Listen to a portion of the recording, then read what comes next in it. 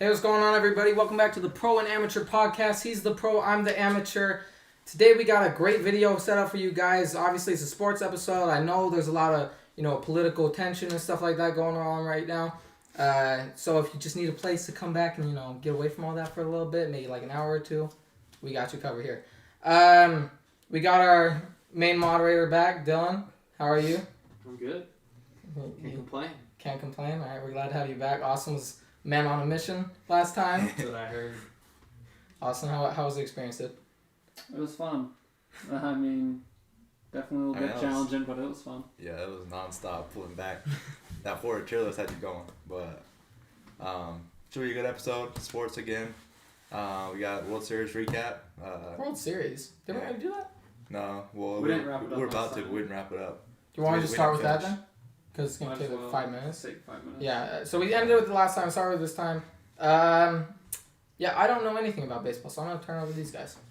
Yeah, I mean, like I said, I figured the Dodgers would close it out. I think it was 2-1 when we closed the episode, but they ended up closing the series. They got the last outs. Dylan came up short in your prediction, dude. What happened with your team there? Them pulling out what's his name in the 6th. Oh, so that's what we need to talk about. Can we talk about that? Yeah, we need to. What's his name? Dude, I know the Benny Snell. Snell. Yeah. Like I know the analytics say that you pull him there. I don't care about the analytics. I don't care about the post. It's the postseason, dude. You're playing the Dodgers. He's Dylan. Two hits. He just barely gave up his second hit. I don't care what the analytics say, dude. You can't pull Benny Snell right there, dude. Yeah. He was in the 80s on pitch count too, so he was pretty low. I don't get that, dude. Like you can't. Analytics are good, but you can't let them control you, dude. That's my thing with analytics, dude. Especially in the postseason, dude. You leave Snell in, dude. He's your best guy. Got to pitch Snell there. Snell, right? Yeah. So, dude, I don't agree with that at all. But I predicted Dodgers win in 6. I was right about that. Let me ask this. Go ahead. We'll Dodgers in 6. We both predicted I think I said 5. I don't honestly. You said 5. So you were close. I will say, as someone, again, not even a casual, I'd say a complete idiot when it comes to baseball. But I do still know that Dan Kershaw, is that his name? Clayton Kershaw. Good lord. Wait, what? Where did Dan come from? I think it's Dan Crenshaw. I don't know why. Who's Dan Crenshaw? I don't know, dude. Clayton Kershaw. He got.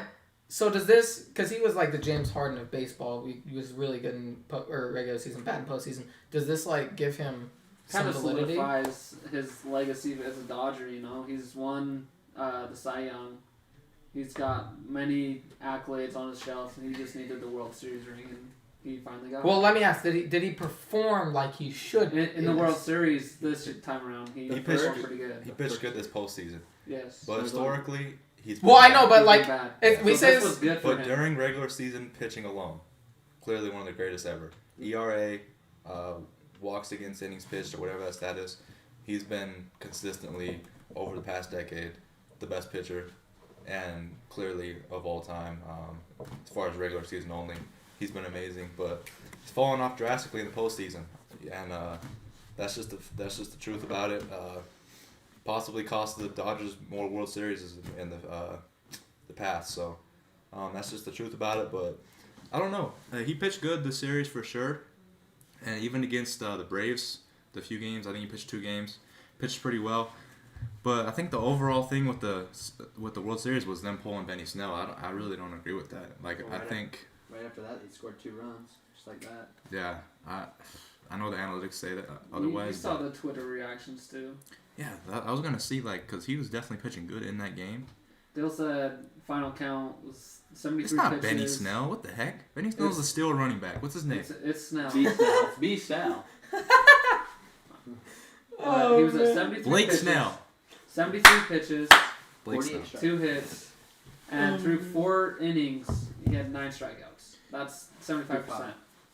Yes. He was In his fourth, it came out that he had 9.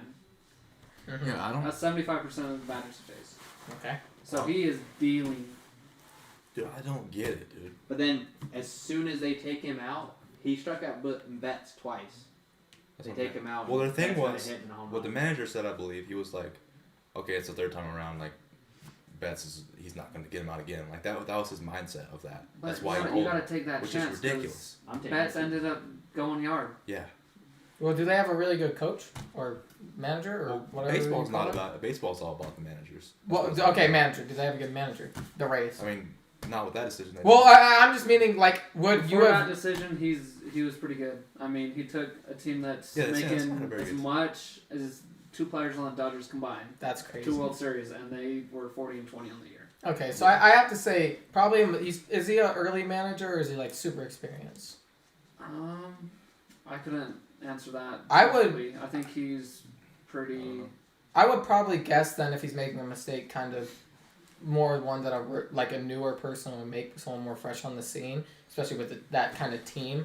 That's probably what I would chalk it up to. But again, I have no idea, guys. So don't listen to me. I don't know. It was just the analytics. That was his thing about it. That's what a lot of managers do too. But I don't agree. I think you can't let him control you. You got to make your own decisions there.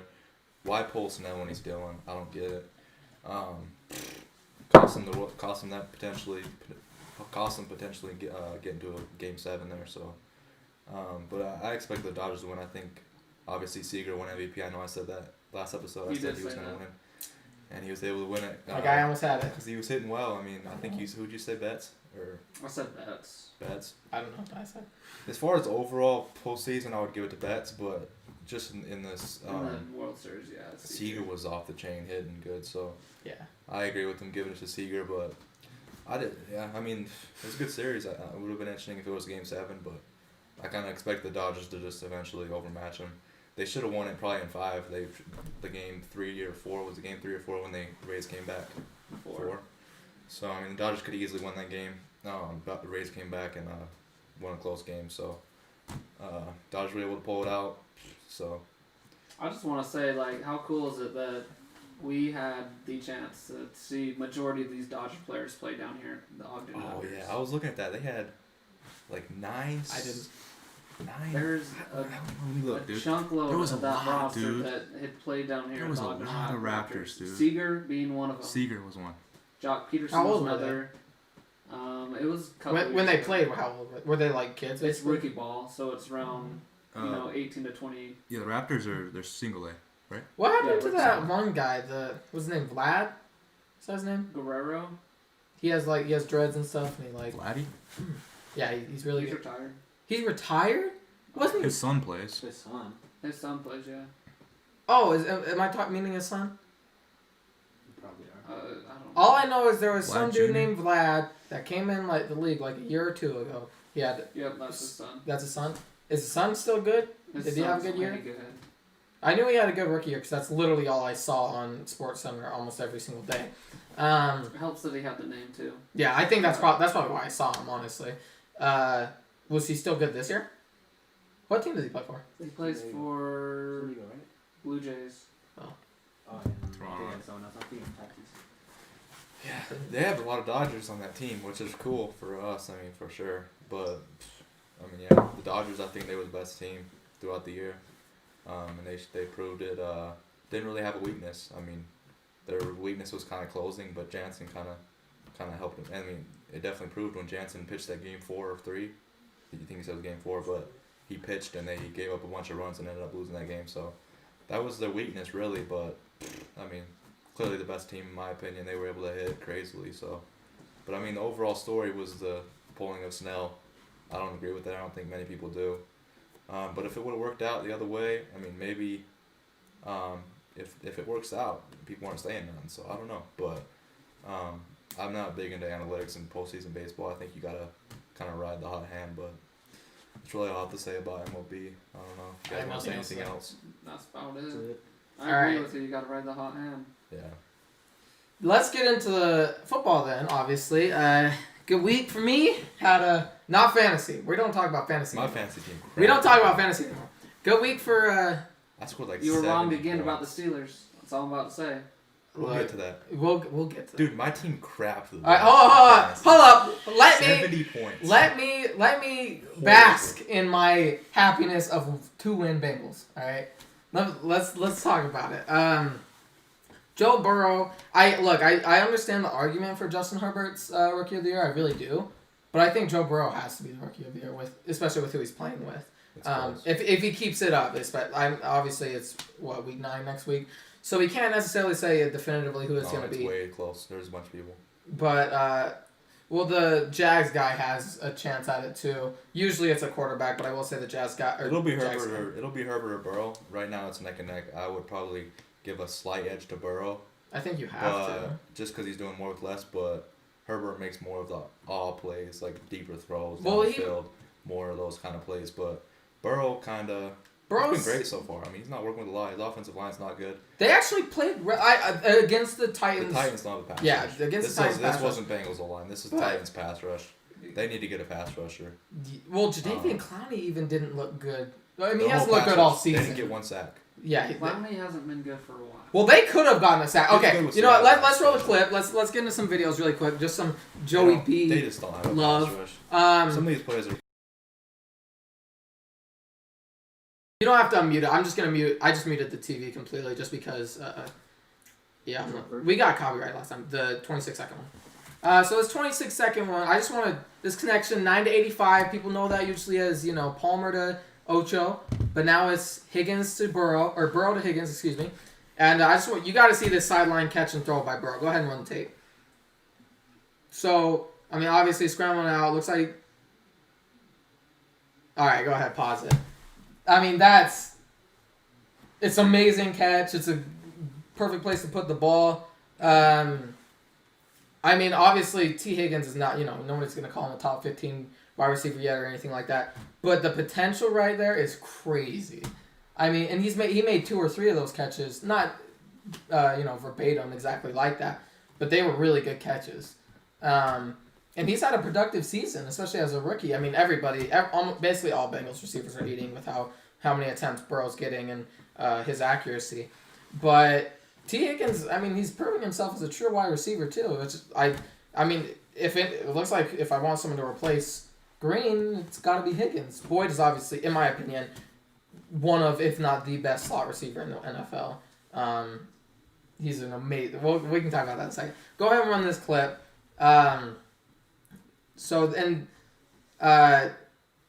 Just watch. Just watch.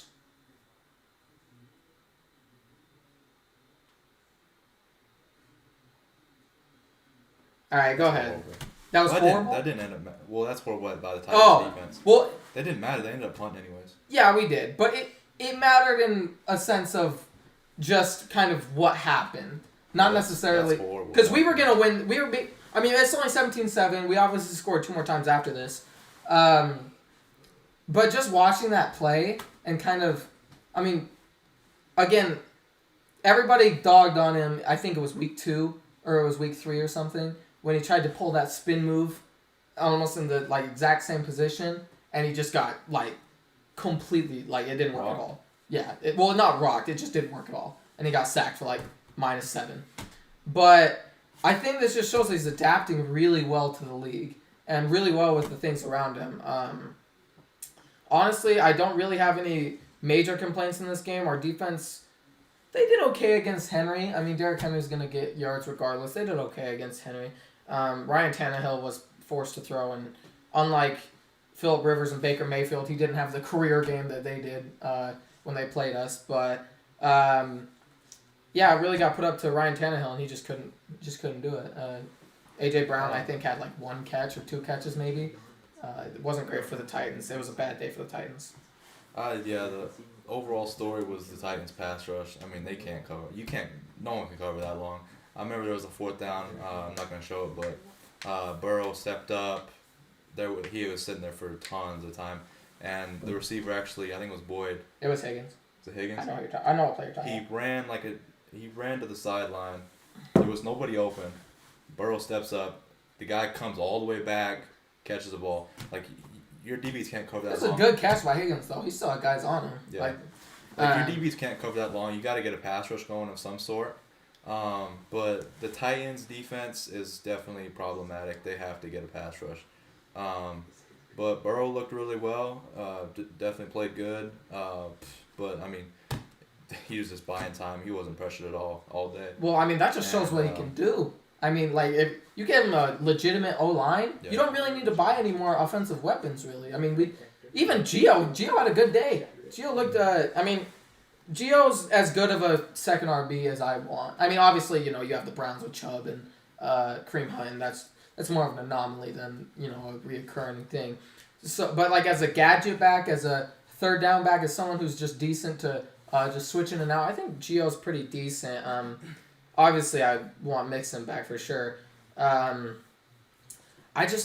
It really, and this speaks even more levels to the Titans line, because we had 100% all fresh. There was not one starting lineman that was there. Not one. Yeah. We didn't have one starting lineman. We had a guy, Quentin Spain, who's a decent O-lineman. He really is. But he was with the team for 3 days prior to this game. So he knew nothing about it. Nothing about this team. If you can't get past a line of 100% new faces, I think two or one from the practice squad, one guy who signed 3 days ago, and other people who were benched behind others like Bobby Hart. I mean, I think that speaks levels to the Titans and rush. The Titans, I mean, they didn't look very good on offense either. I mean, no, they didn't. They really didn't. Tannehill had probably his worst game all year. Yeah. First game I've really seen him kind of turn the ball over. That pick he had in the first drive. The one to Jesse Bates. Yeah, that was brutal. Well, he could have had two there. I'm pretty... Or I don't know if it was that drive, but there was another drive. I think maybe we had a penalty or something. He could have been picked off another like two times. This was the first time I've seen him really put the ball in harm's way like that. I mean, that was a really bad pick he threw. Not sure what he was looking at. I mean, there was... Jesse Bates was all over that. And then, I think they had 7 points through 3 quarters. Well, yeah, if you look right here. Didn't look good at all on and the third quarter. Well, here's the thing. If you look at, some games that we played, and you look at the quarterbacks, because we've been leading in a lot of games. You look at the Colts game, we were up 21. We were winning against the Browns. We were winning against the Eagles. All of these games we're winning. And then, all of those teams' quarterbacks, even Carson Wentz, even in the game we tied, he stepped up in the fourth quarter in overtime. In this game, Ryan Tannehill didn't have the career day that the other quarterbacks had. Baker Mayfield went 22 of 22 with 5 touchdowns. When is that going to happen again? And Phillip Rivers looked like his second year all over again, and he was great. I think we really could. You could make the argument that we could be a 3-win team at this point, 3 or 4-win team easily with how many close games we've had. And I honestly don't really know.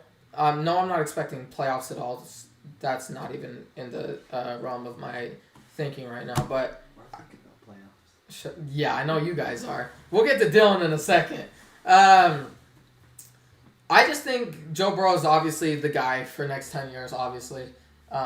Get the offensive line some help.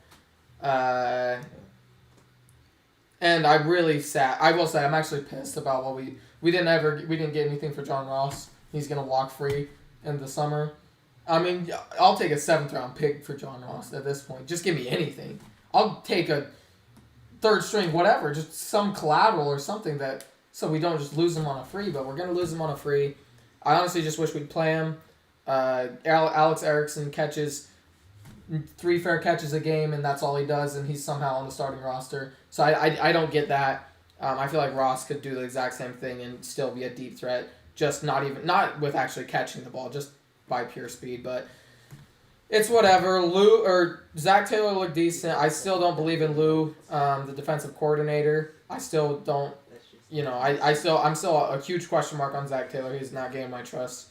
But happy week to be a Bengals fan. That's all I can say. Yeah, and then some other stuff. I mean, like I said, the Titans' offense didn't look good through the first half of the game. I mean, they had 7 points. First 3 quarters of the game. Yeah, so they had 7 points through 3 quarters.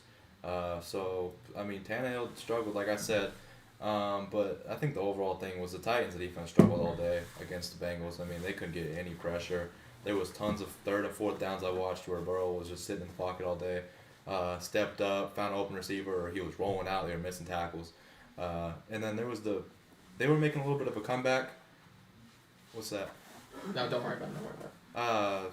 So they were making a little bit of a comeback at the end. I think it was 31-20, and the Titans were on defense, I believe, and they were trying to get a stop. That's it. I think it was a third down, or a second down. They got a pick from the linebacker. Burrow threw an awful read, and it got called back for pass interference, which was not pass interference. Oh, I know what you're talking about. Horrible call. Well, but that wouldn't That have was a changed the horrible call. game at all, if you think about it. What wouldn't have changed the game? That pick, Of course it would have. not in a drastic way. What are you talking about? They were down 11. They get that pick. They're already in scoring distance to make it a 3-score game. They were down 11 Or, at that 1-score point. game. Yeah, I don't think they were never down by 11. I'm pretty sure they were. No, they were never down by 11. Regardless, they were down 2 scores.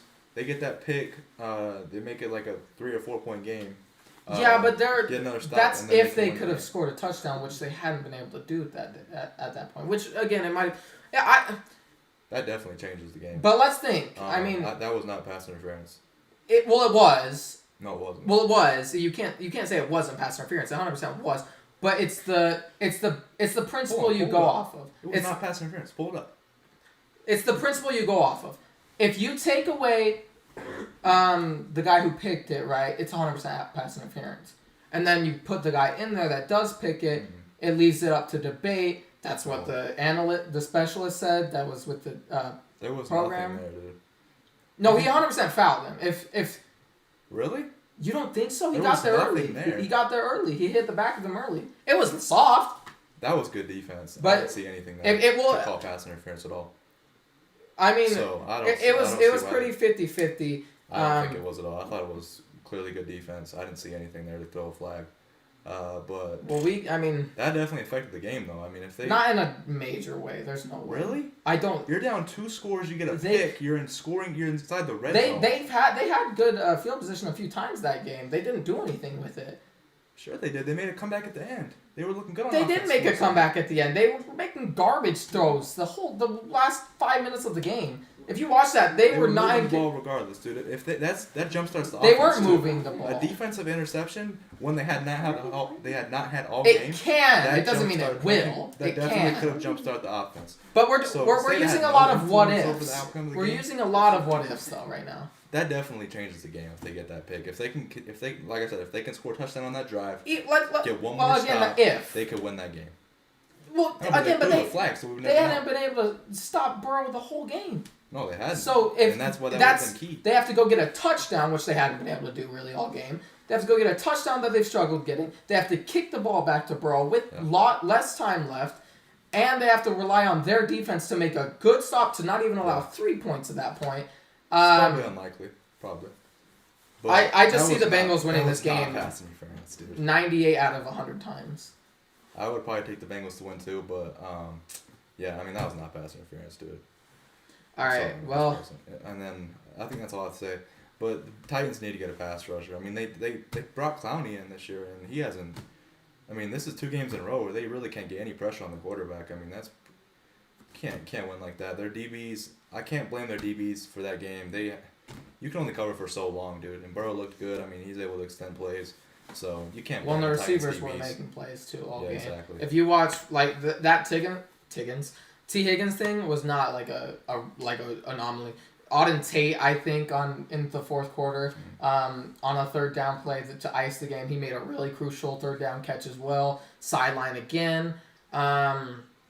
There was just, I mean, we looked pretty dominant, or our receivers looked pretty dominant, but again, it's like what you said. I mean, you can only cover for so long. I want to give credit to the receivers because obviously they did a really good job, but you really can't only cover for so long. Yeah, and then, I mean, the Titans blew a bunch of drives they had. I mean, but they didn't look good overall on offense, but... Well, for some but reason, the Bengals, even if they were losing, and you kind of have to put it in the hands of Tannehill when you're down 14, and he's looked good this season. But if I wonder if you go back to they were down 14-0, or they were down 2 I could have possessions. sworn it was like 20. It was like because they were Bengals were 31, and the Titans were like 20 or 21. That was at the very end of the game. They were 20. But the Titans never got the ball back though after that pass interference that they didn't call. They Yeah, didn't they get the did. ball back, did they? Yeah, they did. Oh, they did. Because that maybe I don't think they did. if they didn't, then it was on the drive that Auden Tate caught the ball to ice the game. And if that's what happened, then they wouldn't have had time anyway. Because they're still kicking back to us with not 3 timeouts. Let me see. I could have sworn it was like 20-31 at that point. I could be wrong though. I know they were within 2 scores when that pass interference occurred. Okay, so the final score was 20-31. The Titans never got the ball back. Well, then, hold on. Give me 2 seconds. If you take into consideration... if you take into consideration that they didn't get the ball back after that, we only had a few plays that followed that drive. We had one more set of downs that followed that afterwards. Yeah. So meaning they would have had to score 2 touchdowns and stop us, which they hadn't been able to do all game. Wait, And when after the when? even if they got the pick, let's say they got the pick. There's like 4 minutes left, maybe 4 minutes left. What do you mean maybe? There's maybe 4 minutes left in the game, and they're low on. They already. How much time was there? We're pulling it up. Give us a sec. We'll go to a play-by-play. Because with that pick, that guy was tackled around. He was inside the 20 or around the 20. Okay, hold on. Go to the very last drive. End of game. So they did get the ball back. We punted. Well, that was at the end, like when there was like no time left. No, look, 2 minutes left. There's 2. They got the ball back with Cincinnati. Oh, end of game, 16 seconds. Yeah. So That's go to what I'm the saying. punt. So they got the ball back when there was no time. Go to left. the punt really quick. I want to see when they had the pass interference. Okay, right here. 3 minutes left. They had 3 minutes, and they didn't. They had 1 timeout left. Mm-hmm. So they get the ball back at and we were at the 22, and and it was at around the first down marker that he was tackled by. So that would be like the 30 for them. They started like the 30. So if they started at the 30. Let's say they do even score on like 1 play. They're kicking the ball back to us with less than 2 minutes. No. Or not less than 3 minutes. My bad. So you have a timeout, 2-minute warning. They had a timeout.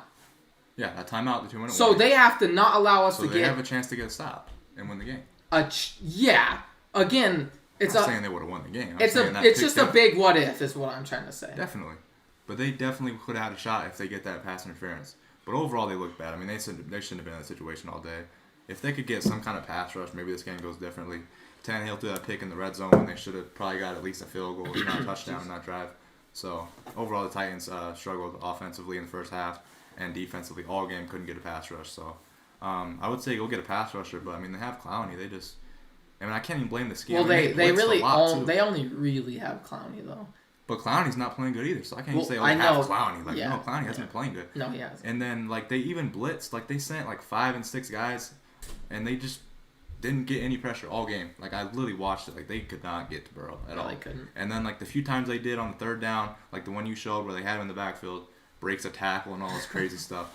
So they struggled defensively. I mean clearly, and this is the 2nd week in a row that they've struggled with the pass rush. No, they look. I'm definitely worried about the Titans. I think they're still a good team, but they're not a Super Bowl. They're not they're not even an team. AFC title contender team. They're not a Super Bowl team.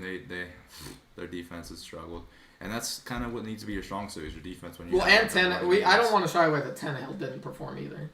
He didn't play well. He turned the ball over, so that's something he hasn't done all year. So that's surprising to see, especially against the Bengals defense. I mean, they played decent, but I don't know that those. Well, it's not like we got pass rush on him.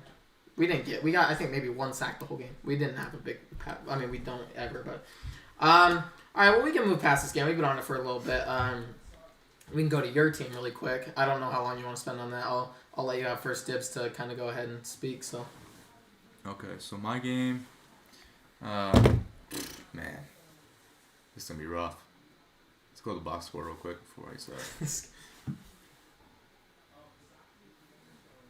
Yeah. So, obviously, the Vikings win 28-22. Brutal game for the Packers defense. I mean, Mike Pettin, man. I said last week he has to go. Dude is struggling bad. Or not last week, against Tampa Bay. I said we need to move on from Mike Pettin. I mean, he's been struggling with that defense. I mean, couldn't do anything all day against the run. Just gaping lanes to run through. Cook had how many yards? He had like 200 and something total yards, I think. Yeah, all the touchdowns too. Yeah. What was it? 4 or 5? Yeah, so Dalvin Cook was averaging 4 point. That's pretty good, not great, but overall, I mean, just couldn't stop the run all day long. Offensively, it looked fine. I mean, offense looked great. First 2 drives went right down, bang bang, touchdown, 14 points, but just couldn't stop the Vikings offense whole day. And I mean, Kirk Cousins didn't have to do anything. I mean, you look at 14 pass attempts, Didn't have to do anything all game long. I mean, wow, that was crazy. I mean, Rodgers threw 41 times, Cousins 14. They were just killing us with the run all game long, and it was hard to watch. I mean, they had a 50-yard screen pass, I believe. And then towards the end of the game, when we had to kind of rush because our defense couldn't get any stops, kind of had to offense kind of had to go for some fourth downs. Made it close at the end. There was a really bad pass interference penalty they picked up at the end. I believe we were down 14 driving, and we had a fourth down. I'm trying to. I think I watched that play, but I can't totally remember it. Honestly. There was a fourth down. We threw it to tight end or whatever. Clearly got there early. He hit the receiver, and then the ball bounced off the DB's head. Obviously got there early. It should have been called. Well, they did call it. They picked up the flag, which I don't know what happened there, but they picked up the flag. I can't totally remember, honestly. Which was, I mean, pretty outrageous. I mean, it was clearly pass interference. I don't know anyone that said that it wasn't. So they picked that up, which kind of killed us. Could have affected the outcome of the game, because if we scored there, we make it 21-28, and then obviously our defense ended up getting a stop, and then we scored again, which would have tied it or sent it to overtime. So that definitely affected the game, but the defense just wasn't able to get off the field. Didn't make Cousins do anything. Just kind of the main thing you got to do is stop the run game against the Vikings offense. I mean, to allow Kirk Cousins to do absolutely zero is just a fireable offense. Some of the defensive looks we had were outrageously bad. I mean, we had our inside linebacker that's not even a coverage guy trying to guard a receiver one-on-one. Just some bad looks on defense and just hard to watch. I'm not worried about our offense. I mean, Rodgers was finding receivers all day. Our receivers were getting open. So it wasn't really our offense. We kind of had to rush at the end. That's why we didn't have more points. We were kind of rushing at the end. We had to go for some fourth downs instead of settling for field goals because we were down late. But the overall story is just the defense. I mean, that's a fireable offense for our defensive coordinator. I wanted him fired 2 weeks ago against Tampa Bay. I mean, you can't let Cousins do absolutely nothing. I mean, you got to sell out for the run. Just some of the stuff he calls on defense is just kind of outrageous. I mean, you got to kind of sell out for the run at that point. And we did. We kind of stopped. I think we got 2 stops at the end, which gave us a shot. But it was just too little too late. And I think we got the ball back with like 47 seconds, no timeouts to try to win the game. With the extra point, obviously. But it was just not enough time. Didn't even get a Hail Mary off. So just an unfortunate loss for the Packers. I mean, couldn't stop the run all day. So that's problematic. Not a great front seven. I mean, Kenny Clark's a good player. Not great. I think he's overrated. But just couldn't stop the run all day, and the scheming didn't help at all. So, disappointing loss for the Packers. I don't really have anything else to say about this game. I don't have anything to say. I mean, I'm surprised. I didn't expect the Packers to lose this game. But, I mean, that's basically all I have to say. Yeah. Let's go to Dylan. Dylan, how are you feeling about the Redskins? This week. Yeah, I know, but, like, your whole division sucks. So, like, I don't know. We got the Giants this upcoming week, so. It's a really boring game. Say that. All right, so let's talk about the Steelers real quick while Austin leaves. So the Steelers, they proved me wrong. I can't lie. They did. They did a good job. Lamar Jackson looked horrible. Yeah. Like, horrible. Which just, I think, raises more and more questions about Lamar, and as, you know, he has to keep progressing. He can't just, you know, stay at the player he is right now because it's just not enough. I said last episode, or not last episode, but a few episodes ago, I said that he had a ceiling. I thought he was going to get even better this year. I thought he was. I couldn't be farther from wrong on that. He has been very pedestrian this year. But yeah, you want to say anything else? I mean, the Steelers do look good. They won't beat Patrick Mahomes. It's not happening. When they come up against the Chiefs. The Chiefs match up very well against Steelers. That's what I'm saying. Because the Steelers are heavily reliant on a pass rush. Yeah. And the Chiefs can pass protect. Well, and the not Steelers, only they can't play man-to-man. Their secondary is not great. They're mainly reliant on a pass rush getting there. Well, and on top of that, they're going to have to worry about the stretch of Tyreek Hill and his speed. And I just think that in a game versus the Chiefs, it's going to be down to Roethlisberger versus Mahomes, and that's never a fight that you want to choose Roethlisberger in. But I do got to give it up to the Steelers. I hate them, but you know they did do a great job. I can't lie. Yeah. So obviously I picked the Ravens, I believe, and the Ravens should have won this game. They dominated the entire game. Clearly, I mean, they dominated the game. This game was lost by Lamar Jackson. It really was. First quarter. How many picks did he The have? first play on offense, he had 4 turnovers. The first play on offense, the dude throws a pick 6 on a basic cover 3. Didn't see the linebacker. Gives the Steelers a free 7 points. The Steelers could not do anything offensively. Could they? Do I need to get into TV or something? You probably do. They could not do anything offensively. The entire game, they were struggling big time. And the Ravens let them back in it with turnovers. Yeah, I mean, this game was Not the clearly Ravens let him back in it. Lamar Jackson let him back in it. Lamar Jackson let him back in it with turnovers. Had 4 turnovers. I mean, it wasn't really... He wasn't throwing the ball badly. He just made some crucial mistakes. The fumble he had at the goal line when they were about to score a touchdown. Well, the first pick 6 he had was horrendous. That's what I just said. It was a basic cover 3. Didn't see the linebacker. And then the turnover he had at the goal line where he got strip sacked from behind, just a crucial mistake you cannot make there. I mean, you can't do that. Let the Steelers back in the game. Clearly, I mean, they were struggling big time against that Ravens defense. And what else was I going to say? Yeah, the Steelers, they're a good team. They are. But they should have lost this game. If you look at the box score, the Ravens had, I think they outgained them in yards by like 260 yards. They ran for like 200 more yards than the Steelers did, and were clearly the better team. They had more time in possession. Just everything added up to be like a Ravens convincing win, and that did not happen because of the turnovers. Yeah. And then that's it. I mean, Lamar Jackson turned the ball over. Like, you got to know what kind of game it is. But you got to credit Big Ben. I mean, he kind of let the game come to him. Didn't have to do a whole lot, but he didn't lose it, which most quarterbacks do against the Ravens. Kind of forced the favor, and Ben stayed in there, relied on his defense, and Lamar Jackson let him back in it. So you got to credit Ben for that. He knew when to kind of push on the brake or kind of whatever. So, I mean, he waited for the game to come to him, which was smart, and Lamar let him back in it. But the Steelers' offense, they didn't do anything the whole game, dude. I'm sorry. That was Lamar Jackson turning the ball over.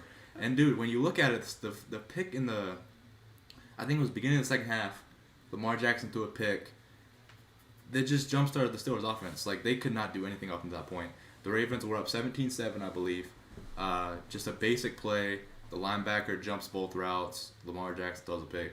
And that jump-started the Steelers' offense. I mean, up to that point, they had no points, obviously, offensively. The 7 points they had was on defense. So this game was all on Lamar Jackson. Nobody else. This was on Lamar. If he doesn't turn the ball over, the Ravens win convincingly, period. They do. And, I mean, you can look at the box score. They dominated the whole entire game. It was all Ravens. And, I mean, they had a chance at the end there. They did. But that wasn't pass interference on that last play. That was... so many pass interferences. I can't remember them all, dude. At the end of the Ravens were driving to try to score a touchdown to win it. They on the last play or whatever. That was actually a bad play with Lamar Jackson. He might have been able to hit the seam to Andrews, but he kind of telegraphed his pass, and the Fitzpatrick was able to jump it. But that wasn't pass interference. I know a lot of people were complaining about that. That wasn't. I didn't see it. That's all I really have to say. I mean, the Ravens dominated this game. They did. I mean, you can look at the box score. It speaks for itself. Their defense played great. The Steelers struggled all game long until that pick that Lamar threw in the second half jump-started their offense. So I'm definitely disappointed that Lamar played that badly. Like, I know the Steelers' defense is good, but they couldn't really stop him in the first half. Like, they were able to run the ball effectively on that defense in the first half, but it was just the turnovers. I mean, forced turnovers that he didn't need to make. When you have a lead, when you're up 17-7 in the second half and your defense playing that good, you can't turn the ball over. You just can't do it. Okay. And that's why they lost. Austin, now we're gonna defer to you. Let's hear the Steelers' defense. I mean, not much to say. They came out with the dub. They found a way to win. So doesn't matter. And that's a credit to the Steelers. That's a credit to the Steelers, though. Yeah. That they played that badly. And that's the thing. Next time they play the Ravens, they're gonna be like, okay, we played bad. We played horrible. I'm laughing at this. Listen, you guys, not me. Listen. That's what next time they play the Steelers, and be like, oh, we played horrible and we still won. That's a positive thing right there. So that's right. They found a way to win the game. That's what great teams do. Thank you. That's what great teams do. They find a way to win. Matters right there. And that's a credit to But Big look Ben. at me. You missed it. I said I was wrong. I said the Steelers. And that's a credit to Big Ben too, dude, because they were playing bad offensively, and he didn't force the favor. He didn't turn the ball over. He relied on his defense. See, that's where experience. And that's a credit to Big Ben. That's a credit to him. Experience in the league will Like get a lot. to that point. Lamar being third year. Yeah. You know, Is still it trying to make fourth those year, I think. third or fourth year. He's still trying to make those big plays when he doesn't need to. They're up 17-7 going into the half. No, Yeah. it is. It's 30, yeah. Third year? It is. It came out. Okay, yeah, you're right. Yeah. So, and then, what was I going to say? Yeah, that's a credit to Big Ben, dude. That really is. Like, a lot of people look at the box and go, oh, Ben didn't do anything. Like, he let the game come to him, which is... He didn't turn the ball over. That's what I'm saying. A lot of quarterbacks, when they play the Ravens, and they're like, oh, these Ravens, they're throwing all over us, they're killing us, they're up big. A lot of quarterbacks would turn the ball over and lose the game right there. He didn't do that. He kept him in it, waited for the game to come to him. So that's a credit to him, even though when you look at the box score, he didn't do a whole lot. But he did play the game how he needed to play it, and that's good for him. So, I mean, that's what great teams do. They win games even when they don't play very well. And the Ravens clearly outplayed them, so that's more of a discredit to the Ravens that they ended up losing this game when they outplayed them. But yeah, I mean, Lamar Jackson really struggled in this game. I mean, 13 for 25. Well, this isn't the only game he struggled in. That's what I'm saying. He's been very pedestrian this year. He has been.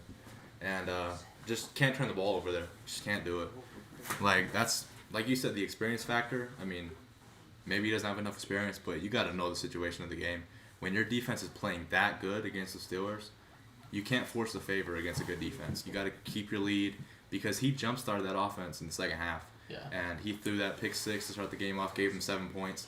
Up until that point, I mean, look at that. I mean, until late in the third quarter, they had not scored an offensive point. So they were struggling big time against the Ravens defense, and Lamar let them back in and jump-started their offense. So that's all I have to really say about that. Lamar Jackson gets the blame from me from this game. Agreed. Okay, well, I guess that concludes, the favorites around the block. We got him. We got the Washington football team. We talked about him. Yeah, we didn't play this week anyways. They had a bye. Oh, he had a bye? Yeah. We just We said. got Giants next week. Yeah. Yeah, Washington. I said that's gonna be a sticker. Washington's either first or second to win that division right now. Which they is- gotta be in first. Which No. I got a bet right now that the Eagles are lower than them By the end of the year. by the end of the year. Oh. Well, it's going to be the Eagles. That's tough. It's going to be the Eagles or Washington. Uh-huh. And I don't know who to pick right now. I would probably say... I'd probably say the Eagles, honestly. I don't know. would. Washington has a better defense.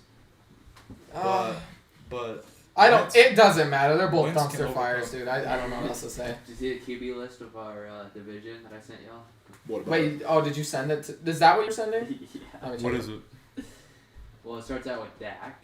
Dak Prescott, Daniel Jones, Kyle Allen, Alex on one leg, concussed Dalton, Jalen Hurts, Ben DiNucci, Dwayne Haskins, Carson. Yeah, Carson Wentz is playing horribly. I don't know what else to say. Are they start?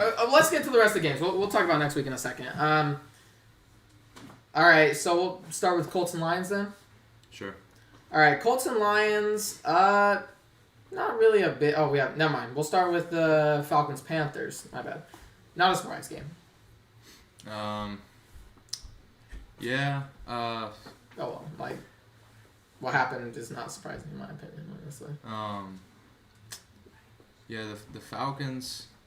I don't even remember this game, dude. It was a while ago. I think I was playing. I don't think I watched much. I was playing my game when this game was going on. But the Falcons played pretty good defensively in that game. Kind of shut out. DJ Moore didn't have a catch until late in the fourth. So the Falcons played good defensively. Rarely do you see the Falcons win a close game with a low-scoring close game. Doesn't really happen that often. But I think the Panthers, I mean, they're a decent team. They're competitive. But overall, not a great team. I don't think they'll make the playoffs. No. And, I mean, the Falcons, I don't know, dude. I still think they need to clean house and just rebuild. But won a close game. Their defense has been playing a little bit better, but not really anything to say about that game. Bills and Patriots. Honestly, not a huge shocker. The Patriots tried to bring it back, but yeah, not really any major surprises. Or Josh Allen looked really bad, actually. Other than that, no, I have nothing else to say. Oh, man. Patriots, this was a pretty big game for them to win. Kind of a must-win. I picked the And, Bills. That's why I just had no surprises. I thought the Patriots would win. I thought the Bills have struggled to run the ball up until this game, and the Patriots and the Bills can't stop the run. And that was the exact opposite of this game. The Bills ran the ball on the Patriots pretty effectively, and the Patriots. It looks like they the ran Patriots the ball ran decently. pretty decently. They ran decently, but overall, I mean, their defense didn't play particularly well. Cam had an early turnover, I believe, and then, I mean, it came down to the last drive. I mean, the Patriots were on their drive to score a touchdown to win the game, and Cam fumbled, which, I mean, you can't fumble there, dude. You just can't. This is too big of a game for the Patriots to fumble that away. Worst case scenario, you go to overtime there with a field goal, but you can't put the ball on the ground and fumble the game away there. Yeah. So I don't know if Cam's done. He might get benched. For Jason Stidham though, I don't know. Jason Stidham's really might not get benched. He might, but Jason Stidham's really not the answer. No.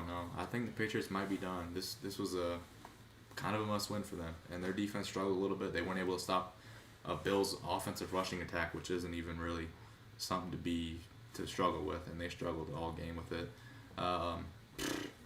Definitely a game the Patriots needed. So I don't know what's going to happen with Cam. Played decently. I mean, throughout the game, played decently, but that turnover at the end really is just something you can't do. But and he knows that. I mean, he knows that. I feel bad for him, but that's a big game for the Patriots, so they should have won. And yeah. Raiders Browns. Not a surprise again. Baker Mayfield sucks. Shocker. The Browns team is not effective in most games. They were on the high after beating Cincinnati in the way they did. And it's just, I mean, I think they were just probably 100% sleeping this game. They didn't really do much. This game sucked just as a whole. 16-6, like, that's a snooze. I don't want to watch that game. Nothing else to say for me. The Raiders' defense, I mean, you got to give credit to that defensive coordinator. I mean, he stacked the box, and he made them throw the ball all game. Well, yeah, and they weren't able to do it. And so you got to give credit to the Raiders. I mean, I thought the Browns would win this game. I thought they'd be able to run the ball. But, I mean, they came in with a game plan that you should have when you play the Browns, especially in a windy game. You got to make them throw, and they did. And they scored 6 points. I mean, this was more Raiders defense than anything. Carr played pretty well. Kind of let his defense keep him in it. But, yeah, I mean, the Browns offense struggled big time. They made him pass, and that didn't work out for him. I mean, Baker didn't play horribly. He didn't turn the ball over. But, yeah, the Raiders played really good on defense. Which is what, I mean, that's the approach most teams should have on defense against the Browns. They should stack the box and make Baker throw, especially in a windy game. He struggled, so. Yeah, he sucks. That's all I have to say about that. Colts and Lions. Aside from the Lions not scoring more points, honestly, no huge surprise for me. Colts are a good team, dude. They are. They're a good they're team. maybe a second round at best for me in the now. Second round. That's a good team. Second round in the playoffs. That's a They're good team. good, but they're still a little bit of ways from. They need to do a little bit more still to get to. They won't ever get to the Super Bowl with Phillip Rivers. I'll just say that. That's really their only weakness is will Phillip Rivers not turn the ball over. That's really their only weakness. I mean, their defense is elite, and they can run the ball, and their offensive line is good. Like, they're a solid team, and I think they're tied for the division lead with the Titans. Could potentially win that division. I don't know if I'd pick them over the Titans at this point, but it's looking like they're playing well. And if Phillip Rivers can play not even great, just don't turn the ball over, kind of game manage a little bit, they can win a lot of games, and they're proving right now. I mean, they won convincingly against the Lions. Scored 41 points. I mean, they were obviously able to run the ball very well in that game. I mean, yeah, I think the Colts are going to be a playoff team probably. I think they will be. And I mean, their defense is really good. They are. Obviously, I think Galladay got hurt in that game, like the first quarter, so that hurt the Lions a little bit. But I think the Colts are a solid team. The Lions, I mean, they're I don't know, dude. They're a competitive team, but they're not. Well, they're the Lions. They're the same every year. They score a lot of points. Their defense sucks, and they lose. Yeah, they're a competitive team too. I mean, they're the same team every single year. Which is surprising. I thought they would keep it closer because they're definitely a competitive team. They keep games close.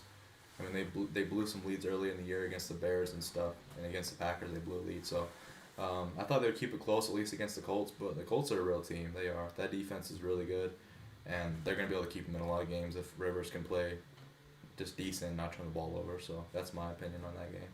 All right, and then we got the Jets and Chiefs. Shocker. I don't have anything to say. I mean, Yeah. I've never seen a quarterback throw for 400 yards and 5 touchdowns and no one cares. Yeah, it just really doesn't matter. Nobody cares. I mean, the Jets are just such that. Literally nobody cares. The Mahomes threw for 400 yards and 5 touchdowns. Nobody cares. The thing is, it's just because it like so does not matter. I mean, the Jets are one of the worst teams ever. Like, they could go against a lot of other teams that have been astronomically bad, Yeah, they're bad. and they would probably lose. They're bad. Yeah, let's get on. Rams Dolphins. Jared Goff looked horrible. I don't know what else to say. I mean, he threw for a pretty decent amount, but 35 of 61. He turned the ball over too. He didn't look great, and I don't want to attribute this game at all to Tua. I'm sorry. It's good. Tua won his first game. Fun and all, but that was not because of Tua. Tua did not look great. He threw the ball like 9 times total. I'm not gonna, we're not gonna. He might turn out to be a really, really, really great quarterback, but I'm not gonna say that he was really good in this game because he just was not that. The Dolphins' defense was amazing. No, they were really good. I mean, they shut down the run, and Goff threw 61 times. That's not good. I mean, Goff is he's an above average quarterback, but he also needs a run game like most quarterbacks do. I mean, you gotta establish a run game at least at some point in the game, and they couldn't do that. I mean, the Dolphins, they're a real team too. They are. They could potentially make a run at that division. Well, maybe at the division. Yeah. They're a real team, and I mean that defense played really well that game. They shut down the run, made Goff throw, and I mean the Rams lost this game more than anything though. I mean they gave up a special teams touchdown. I think Dolphins had a defense touchdown, so they didn't make the Dolphins do enough on offense. Dolphins defense and special teams had 27 points on fantasy.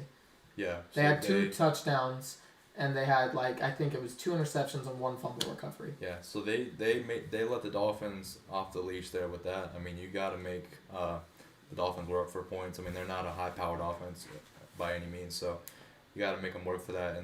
But the Dolphins' defense, I mean, that's the story of this game. They shut down the run, and they made Goff throw. I don't think Goff played bad. I really don't. I mean, he wasn't put in great situations. No, threw for 350. 2 interceptions though.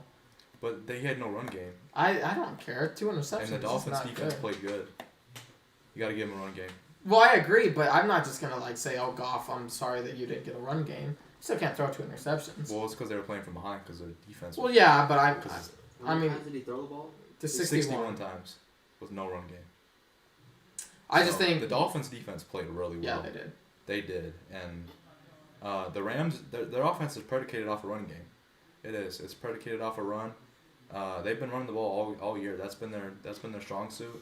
And this game, the Dolphins shut it down. I don't know what they did, but they did something that no team's done yet to the Rams. I mean, they shut them down, and that's credit to the Dolphins' defense. But the Rams still should have won this game. If you don't give up those touchdowns on defense and special teams, they probably still win, or at least it's close. I think they do win this game easily. Yeah, but yeah, like you said, Tua. I mean, kind of game managed, didn't do anything really. 5 of 9. 5 of 9. That's all I have to say. So I mean, yeah, the Rams lost this game, wasn't the Dolphins won it, but the Dolphins' defense was very good this week, and they deserve a lot of credit. So that's all I have to say. All right, then we got the Chargers Broncos. I mean, the Chargers blow leads. There's not. That's another argument I would make against Herbert. Is just, they can't hold the lead to save their life. Yeah, that's not his fault though. It's not. No, it's not. It's not his fault. His defense craps to bed like that against the Broncos team that sucked. That's pretty. A Broncos ridiculous. offense. How do you let Philip Lindsay go for that many yards on a run? They had 3 points late in the game. You cannot let Philip Lindsay break off a long run like that, dude, when they're struggling to run the ball. They lost this game on defense. I don't know what happened there. You can't just all of a sudden let the Broncos offense just go to work and score that quickly. That's the only way to lose this game. They're up 3 scores late, and then all of a sudden you let them score in a couple plays. Even if you just make them work, just give up the underneath stuff, dude. Give up the underneath stuff. If they run for 5 yards, the clock's running, whatever. You cannot let 50-yard big plays kill you because that's the only way you're going to lose that game, and it showed because they lost on the last play of the game just because they gave too many big plays on defense. Yeah. And then, anything else you want to say about that? No, I mean, it's honestly not, at the end of the day, it wasn't who cares? Like, these teams are both not going to the playoffs. Yeah, the Chargers, they blow leads like crazy. I think they're the only team that's blown a 16-point lead. It was 4 games, was it? 4 games, they've blown a 16 or more point lead in their last 4 losses. Yeah, that's awful. That's just can't happen. And that's a fireable offense for that coach. That's a fireable offense. You can't blow leads that crazily. They scored 21 points. Just 3 quick scores late in the game. You can't do that. I mean, they struggled all the way up to that point. You look, they had 3 points late in the third quarter. Just can't collapse on defense like that against a Broncos team that's not capable of. They can't make big plays. Yeah, it was bad. They're not an offense that generates big plays, and they allowed them to with like long runs with Philip Lindsay, which just doesn't happen, especially late in the game. Like they shouldn't even be running. So just can't do that if you're the Chargers. But that's their strong suit, is blowing a lead late in games and losing. Their strong suit is losing 1-score games. That's their strong suit, not blowing leads. They lose 1 point, or not 1 point. They lose 1-score games. All right, and then we got the Saints and Bears. Other than maybe the Bears making a little bit more of a run than I thought they would, as in like points, this game really didn't come as a shocker. Yeah, I mean 26-23. I mean, Saints take it. The Saints. Alvin Kamara does really good again. The Saints almost lost this game too, which was crazy because the Bears, like I said, the Saints. I figured they'd play pretty good defense. I knew it was going to be a low-scoring game. The Bears' offense is not good. They can't generate big plays, and they struggled all game. And I believe, it was 16-10. Yeah, the Saints, I mean, they didn't look great offensively. I mean, Breeze is back to throwing the checkdowns all day. They need Michael Thomas. That's the end of the day. That's really it. He needs Michael Thomas. That would help. That would help for sure. But he's just throwing checkdowns. Like he's like, I know there was a few games where after 2 weeks we were saying he's throwing checkdowns. There was a few games after that where people were like, oh, he's throwing down the field now. Not anymore. He's like, oh, I'm throwing downfield, whatever, and then he checks down. Like he's throwing a lot of checkdowns. I mean 31 completions for 280 yards. That's checkdown city. Checkdown city all day for Breeze. I mean, but the Bears, I knew it was going to be a close game, low scoring, but the Bears' offense is not good, and they almost allowed a comeback at the end. Foles played horribly throughout the game, had a decent comeback at the end, looked all right in the third and fourth quarter, but overall the Saints shouldn't have allowed it to go to overtime. They shouldn't have allowed that, but the Bears' offense is really bad. I mean, they're one of the worst offenses in the league. They have a really good defense, but their offense is going to hold them back. The Saints win close. I expected that. They should have won in the fourth quarter. They shouldn't have allowed it to go to overtime. But yeah, I mean, that's kind of what I expected. I didn't expect the Bears to score many points. I mean, their offense is really, really bad. And the Saints, I mean, they're still one of the best teams in the NFC. They have a good defense. Their offense is still check down city. Like when they play an elite defense that knows how to take away short passes and can rush the passer, like a Steelers defense or a Bucks defense. Well, I mean, they beat the Bucks already, but the Bucks are a lot better now. So we'll see how that goes. I think they play the Bucks next week. I have no idea. We'll get to that in a second. Pretty sure they do. So we'll see how they play against them. But I want to see a team just take away the check down throws, dude. Because Breeze is checking down every play, dude. He really is. And so you got to just take that away. Make him beat you down the field. And we'll see how that goes. But the Saints, I mean, they're going to be in the playoff race. They'll make the playoffs, I think. So we'll see how that goes. But overall, the Bears' offense stinks really bad. Yeah. I mean, they can't generate any big plays. All right, Niners Seahawks. Kind of not really surprising given that Garoppolo went down early, that the Seahawks won this game. Russell Wilson, again, best quarterback, or if not, top 3, if not the best quarterback in the league. DK Metcalf's a beast. That's basically it. I don't know what else to say about that. The Niners, they struggled all game. But they did lose Garoppolo early. That's the thing. Mullins was back in there. So, I mean, it doesn't surprise me that they struggled on offense. When did Garoppolo go out? Yeah, they did. They lose had Kittle. Kittle. They had Kittle. He got hurt towards the end, but when did Garoppolo get hurt? Like Some carries. Go to the first or second score. Go to the play-by-play real quick, Austin. I promise it's like first or second quarter. Really? Yeah, and without Mostert, without Garoppolo, and Kittle hurt late, it's not really a surprise that they get hurt or that they lose. Just go to like their first. It wasn't their first drive. Hold on, I'll just look it up real quick. It's all good. It was the first or second quarter that he went down. And he's not coming back soon either. No. Neither is Kittle. Kittle's done for the season, actually, I believe. He's out for like 8 weeks. Yeah. So come back week 16. Yeah. Maybe. It won't even, I don't think he should. It won't matter at that point. These guys, with them being in the same division as the Cardinals and Seahawks. So he got hurt in the fourth quarter. Garoppolo did? I think. I swear I saw it say something that he got hurt. Go to like their. Is he still in? Like right here. So Mullins is in right there. When is that? That's That's in the fourth quarter. Go to the drive before that. That's second quarter, he said. No. Oh, wait, no. That's fourth down there. Yeah. Go to the drive. Oh, that is right there. So he was in, yeah. So he got pulled right at the beginning of the fourth quarter. Oh, maybe it was some other play. Maybe That's was actually it Kittle that's that got actually hurt when their early then? offense started to score. It was No. the third quarter with 4 minutes left Who got For Kittle hurt or early? Garoppolo? for Garoppolo. Garoppolo. Who got hurt early? I don't know. Their whole team's hurt. Their whole team is injured, and this is the fact that they're 4-4 with all these injuries. They have so many injuries. That is crazy. I've never seen injuries like this from a team. But they struggled early against that defense. They couldn't run the ball for anything, which is surprising for a Niners team that always. Mostert doesn't matter. Mostert matters. No, he doesn't, dude. Yes, he does. Jeff Wilson ran for 200 yards last week with that same offense. No, Mostert.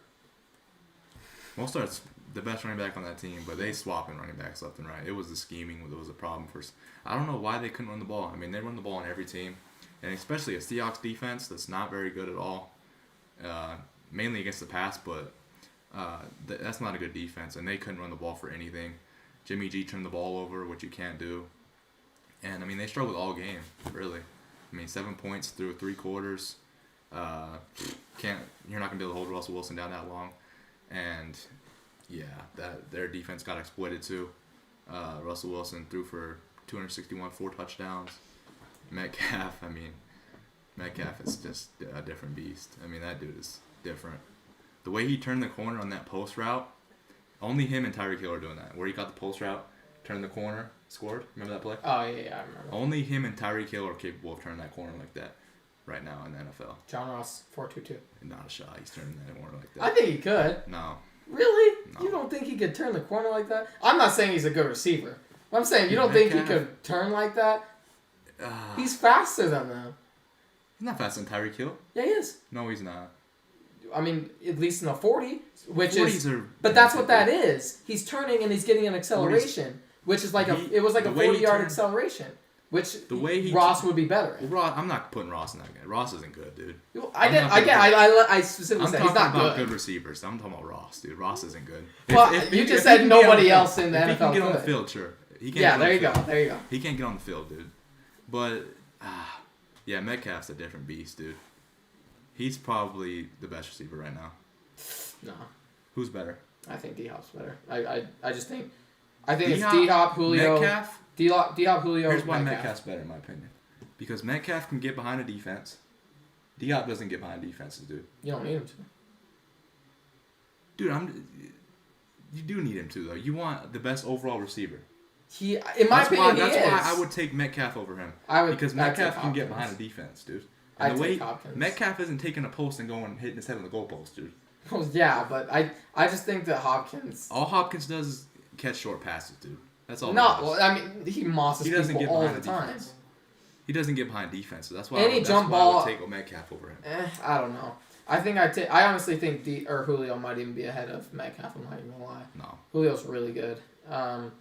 No, I'm not saying it's by a Metcalf's huge margin beast, in any way. Metcalf's a different beast. I just need a little bit more consistency on Metcalf. That's it. He's done really good this season, and if he continues this path, throughout the rest of the season, it's gonna change my mind.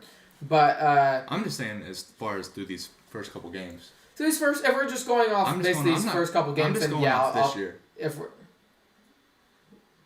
If we're So just Metcalf, yeah, I gotta put Metcalf. He's right there, dude. He has no flaw in his game. He can get behind defenses, take a slant, go 80 yards. Like, he's different, dude. So, but yeah, I mean, Russell Wilson looked good. He actually did he have a turnover in that game or no? I can't remember. I didn't watch it all the way through, to be honest. I feel like he had a bad turnover, but it didn't end up mattering. The Niners offense struggled big time against that defense. They struggled, and that was the story of the game. So I'm worried about the Niners. I'm worried about them. They're not making the playoffs. They are just derailed by injury. I'm not gonna say that yet. I don't think. Actually, I might because Kittle's gone. They don't have the best player, so I might say that. I might say they're done actually because they lost Kittle. They lost Kittle. They lost Garoppolo. They don't have Bosa. They don't have Bosa. They don't. I mean, they don't win. I might say that because they lost Kittle. I might say that. They're losing to Arizona again. They're gonna lose to, whatever. So yeah, I might say they're done just because they lost Kittle. That's a big deal. That's a big deal right there. So, especially Kittle's a big part of their offense, dude, because they don't have the big time receivers like that. So Kittle's mainly going to take a lot of pressure off the receivers. Well, and they traded Quan Alexander too. Well, they wanted to trade him. They've been trying to trade him. He doesn't even play. Yeah. He's a good player though. But they have so many injuries on their defense. Like, they have so many injuries. Their best player's hurt on defense. Bosa's hurt. All right, we got to hurry it up for our moderators here. Moving on. So Cowboys, Eagles, we don't really need to touch on. Cowboys are shooting for the Jets as the worst team ever. They both suck.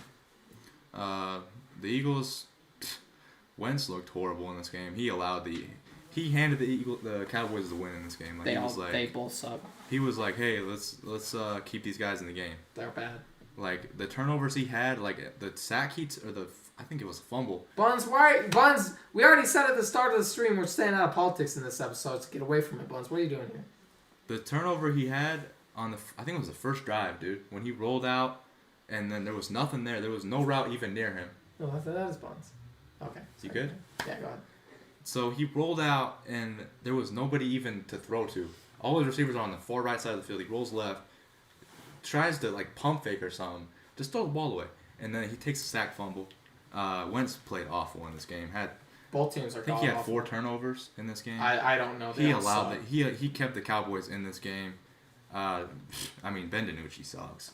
They all suck. They're I don't know if I couldn't see a good player on the field. They all suck. Ben DiNucci should have had like 10 interceptions in that game, and Zeke he doesn't look the same behind that offensive line. I mean, that offensive line is not the same, and Zeke is. They all suck. That's what I'm saying. They all Zeke suck. needs help, dude. Every single one of them. Running backs need help to produce, and Zeke didn't produce in this game because that offensive line is not good, and they have no threat of the pass. And the Eagles clearly, they were obviously styling out for the run. Why wouldn't you? When you got Ben DiNucci throwing picks every play. Like, he threw some horrible passes in that game. Yeah, they're really bad. So, that's all I'll say. Wentz kept a minute. And they still won by 14. They still won by 14, and Wentz kept a minute. He had 4 turnovers. So, the Cowboys are really bad, dude. So, yeah. Bucks, Giants. The Bucks were really slow to get out of the gate. They came back at halftime, played better. The Giants played decent for being the Giants, but overall... I think there's not a whole lot to take away from this game because I really just think you could chalk it up to the Bucs starting slow. I really think that's it. The Giants actually could have won this game if Daniel Jones didn't turn the ball over. Daniel Jones with those turnovers really kind of washed away a great offensive play calling game from Jason Garrett. Like, he called a great game. Jason Garrett? Oh yeah, sorry. He called a really good game for Daniel Jones. He put him in great positions the whole game against a good defense, and Daniel Jones threw it away with those turnovers he had. The pick he had was really bad. You can't throw that, dude. The pick he threw when he was rolling out, just forced it, man. Just forced that. Can't do that. This was just, in my opinion, their defense played all right. The Giants' defense, they're competitive. They're not great, but they stayed in it, and they probably win if Daniel Jones didn't turn the ball over. I think he had 2 turnovers. Just can't throw those picks. But, Jason Garrett just called a great game, and it was wasted by Daniel Jones throwing those picks. But Daniel Jones looked good on that last drive when they came back. Huh? When they came back, obviously they were down 8 on their final drive. Daniel Jones went down, looked good on that last drive. They scored, didn't get the 2-point conversion. But that was kind of the thing. But he struggled. He threw those picks. I think he had 2 picks or a pick and a fumble, one or the other. So can't do that, and that's why they lost. But Jason Garrett called a great game. I mean, he did. I mean, he put him in great positions the whole game. Didn't really have to do. He didn't have to make any crazy throws. I mean, the Bucs weren't really able to get pressure on him. So credit to Jason Garrett. I mean, he called a really good game with not a lot to work with, and the Bucs won close. Yeah. All right, let's go into picks then. Really quick. We'll make our picks quick. We won't really go into depth into any game. We'll just say who we think will win. Packers, Niners. Oh, this is actually a close. I have no idea. I'm gonna go Packers. Niners are too injury riddled. I'm gonna pick the Packers, but if the Niners had Kittle, I would probably pick the Niners. Especially if they had Kittle and Garoppolo, I'm picking the Niners. If they had Garoppolo, we can't stop the run. We cannot stop the run. But Mike Pettin, I mean, he's got to be jumping in his chair right now. Those guys are out because he stands no shot of stopping these guys if those guys are healthy. So jumping in his chair? I've never heard that before. He's jumping up and down whatever he's if he's sitting in a chair, he's jumping up and down in his chair. So I mean, yeah, just like that. But I'll pick the Packers to win just because I mean they're injury riddled and hopefully we can. I mean, it sounds easy enough to sell out for the run now, but yeah. You never know with Mike Pettin. I mean, he's gonna allow points regardless. So I'll pick the Packers to win though. Broncos, Falcons. I'm taking the Falcons. Broncos suck. Yeah. Really? I'll pick the Falcons. Okay. Niners are done. Yeah, I think the Niners are done. They just have too many injuries. Dude. I wouldn't give up on them if they had sold Kittle, but once they lost Kittle, I mean that's too big of a part of their offense. I think they're gonna struggle now big time. And I mean their whole team's hurt, dude. It's crazy. I've never seen a team get hurt this bad. But who? We don't need to go into that right now. I've never seen a team this through 9 weeks. I've never seen a team this injury riddled. This is crazy. I've seen it happen before. Really, that's crazy. I'll pick the Falcons though. I think I'll take the Falcons too easily. Denver's just not good on offense. I mean they should have got blown out by the Chargers. They let them back in it, but their offense sucks. I'll pick the Falcons. Bills, Seahawks. This is a really good game, but I think it's going to come down to Wilson versus Josh Allen, and Josh Allen's not at the same level as Russell Wilson, so I'm going to take the Seahawks. This is interesting. I'm probably going to pick Seattle because, yeah, I think you're right. I think it'll probably get into a shootout. Josh Allen and stuff. He didn't look great last week, so I'm going to pick Seattle if it gets into a shootout. The Bills' defense is not as good as it was last year. So I'll pick Seattle. That'll probably be a good game, though. I think it'll be a shootout. I don't think either team will. I don't think it'll be a blowout. But I'll take Russell Wilson to win that game close every time. So, yeah, I'm going to go with Seattle to win. All right, let's get Bears and Titans. Titans easily for me. The Bears can't do anything on offense. I agree. Colts and Ravens. Depending on the Lamar that shows up, I just think that the Ravens are a way more complete team. So I got to give it to the Ravens. I think it might be close if Lamar keeps throwing picks like that and turning the ball over so ridiculously. But I think that the Ravens are just a way more complete team. So I got to give it to the Ravens. I'll pick the Ravens to win. This will be a really good game. I mean, these are both pretty solid teams. Depending on what Philip Rivers does. Depending on how the Colts defense plays against Lamar, I think that's going to be the marquee matchup, how they play against Lamar. If they can shut down the run, make Lamar maybe turn the ball over a few times, and then if Philip Rivers can kind of game manage a little bit, not turn the ball over, I think the Colts can win, but I got to pick the Ravens to bounce back. I mean, they should have won last week against Steelers, like I said, so pick them. Chiefs and Panthers. I'm going to take the Chiefs all day. Yeah, this will be... the Panthers are competitive, though. They keep games close, but, yeah, I think the Chiefs still win pretty convincingly. Lions, Vikings. This could be a toss-up either way, but I think Minnesota's going to keep just handing it off to Dalvin Cook. And if people can't stop it, it doesn't matter, so I'm giving it to Vikings. Yeah, I'll pick the Vikings, too. If they can do... I mean, but it's tough to say because what they did last week to us, they've never done this year. This is the first time they've really done that. Run the ball that effectively and play defense the way they did. Yeah. So, I mean, if they can play that way, they'll win convincingly against a Lions team. But I thought this will be kind of close. I really do. But I'm gonna pick the Vikings to win though, for sure. I'm gonna pick the Vikings to win close. All right, then let's hit with the worst teams in the NFL. No, I'm kidding. But they're down there. It's not the Jets. They're not the Jets or Cowboys, but they're not, they're down there. They're with them. Actually, no, the Jets and Cowboys are like all the way down, here. The Washington and Giants are like, I don't even. It's a toss-up. They both suck. Washington's defense is pretty decent, but their offense is horrible. Giants' offense is good. Their defense is not good. Their defense, offense. They all suck. Let's say Washington for Dylan's sake, and yeah. I'm gonna pick. I don't know. I think I'm gonna pick Washington because their defense is good. But if Jason Garrett can call a game like he called last week against Tampa Bay, the Giants should win. But I don't see that happening. No. I don't see it happening again. I'll pick the Washington team. All right, shut up, Dylan. Dude, shut up, Dylan. Texans, Jags. I can't believe that division is like that. Oh, this is another god-awful game. I'll just go Texans because of Deshaun Watson. Cowboys can be fixed. Jets is wash. Cowboys can't be fixed. Cowboys need to sell everyone. I don't know. I'm taking the the Texans. Jags, Texans. The Jets are definitely. I agree, Buns, but I don't know. I'll take the Texans to win. Yeah, that division, dude. Dude, I can't believe Washington has a chance to win that division, dude. How if a Washington football team, a team with no name, wins that division with a logo with W, something they know nothing about, I'm gonna be that was a diss. I'm gonna be like, that's crazy. They have a shot to win that division, dude. All right, Raiders, Chargers. That's this true. Could be a the decent, Jets have nobody, dude. This could be a decent game between the Raiders and Chargers. I'm gonna. This is kind of a tough one, actually. I'm surprised by that line. I'm gonna give it to the Chargers. I'm gonna pick the Raiders. I'm surprised by that line, actually. That's crazy. I'm kind of surprised by that line, actually, too, but I'm giving it to Chargers. I'll pick the Raiders. I mean, I liked how they played last week, but this is a different offense. I mean, Herbert can put up points. He can throw the ball down the field.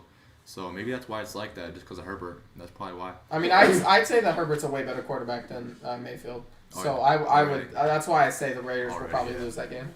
Steelers, Cowboys. The Steelers versus the Cowboys. This is one of the worst matchups of the whole year. The Cowboys are god awful. Steelers easily. Dude, the Steelers probably have the easiest schedule. They probably do. I know they beat the Ravens. They've won 2 or 3 good games recently. Yeah, I get to play you guys too. I can't wait. The Steelers schedule. I looked at it, dude. They only have 2 more games coming up that they could probably lose. They're gonna win that division. They are, but that's an easy schedule, dude. I won't lie. I still don't think they're better than the Ravens. They're not. The Ravens outplayed them. I don't know about the Ravens, but they're definitely not better than the Chiefs. That's all. But the Chiefs don't matter. They'll win. I think they win the division. Yeah, the Cowboys should win this game. I mean, not the Cowboys. I was like, the Steelers should win. Yeah, Cowboys suck really bad. Yeah, I'll pick the Steelers. Cardinals, Dolphins. I think it comes down. I mean, you're not going to see the same performance out of Kyler Murray that you saw out of Jared Goff. I think that Tua is going to be forced to throw, and Tua really. I mean, we don't know. It's going to be like his first actual game. So I'm going to give it to the Cardinals. I'm picking an upset here. Picking the Dolphins to win. Nah. The Dolphins defense, Brian Flores, he's got them playing differently right now. I mean, the way they played the Rams, they shut down the run. I mean, Kyler Murray's different because he can move around, which kind of is tough on a defense, the way he can move around and make plays. So that's going to be tough on the Dolphins defense for sure. I'm going to pick an upset, though. I'm going to pick the Dolphins. I like the way they're playing right now, especially defensively. If Tua can kind of play... He might have to play a little bit better than... He's going to have to play much better. He'll probably have to play 5 of 9 and a fumble. Yeah, he won't be able to play like that this game. But I'll pick the Dolphins. I think their defense is going to give Kyler some problems. I'm going to pick an upset. Saints and Bucks. I'm just going to go with the Bucks. I think that the Saints... I mean, the Bucks have a better defense. And I think they're going to kind of capitalize on the flats a lot more than other teams have. Unless Michael Thomas comes back, then it's maybe a different story. But I don't think he is Bucks all day. This is interesting. I'm probably gonna pick Tampa Bay. Yeah. I'm probably gonna pick Tampa Bay. I like the Saints defense. I think they match up good against Tampa Bay offensively. But as far as the Saints offense, I can't have confidence in Drew Brees, dude, because you're throwing checkdowns.